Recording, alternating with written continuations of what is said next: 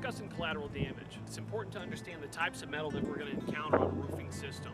This vent is made of galvanized steel, which is usually harder to dent when we're considering hail damage than aluminum.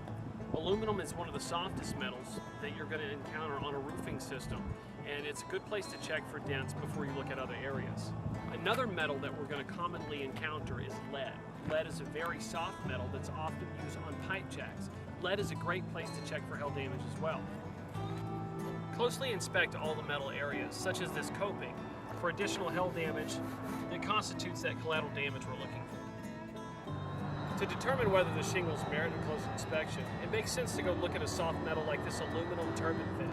If this aluminum turbine vent did not sustain damage in the hailstorm, there's no way it's going to damage a laminated shingle. Any thin metals like flashings around any of the roof areas are a good place to check for collateral damage. If we look closely at this flashing here, we can see it's been damaged by hail. I always make sure to have plenty of chalk on hand so that I can mark these areas. That way the hail's visible in your photos.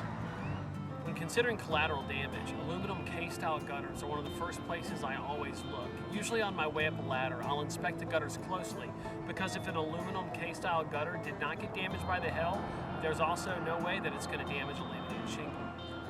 Although it doesn't exist in any policy, a test square is an industry standard way to identify hail damage on a roof.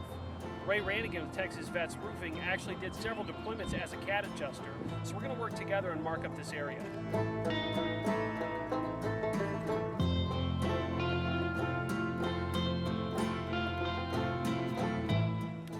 Inside this test square, you're going to want to find, most insurance companies have their own numbers. I always look for 8 or more hits. And so what I would do is I would start at the top, of course, and I just start kind of canvassing down until I find all my hits. One thing that I've learned over time is that it takes a few minutes for your eyes to adjust to that particular roof surface within the test square. If you'll spend a couple of minutes examining the shingles closely and marking the damage that you find, more damage will become apparent the more time you spend in that test square. When a hail impacts a shingle, it's going to push your granules into the shingle, and it'll be a softer to touch like this one is. A blister, on the other hand, is going to be like a blister. It pops. So when marking a roof, you're going to see, as you can clearly see, that this is a hail hit right here. But you're normally going to want to stay away from those because insurance companies do not like to use them unless we don't have, we're looking for that one last hit. When the granules are knocked off of the shingle, the life of that shingle has now been shortened and the integrity of the shingle has been compromised.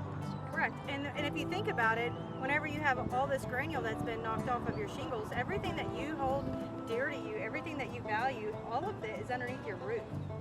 Tell me, you can replace that turbine vent there without upsetting any of those shingles, right?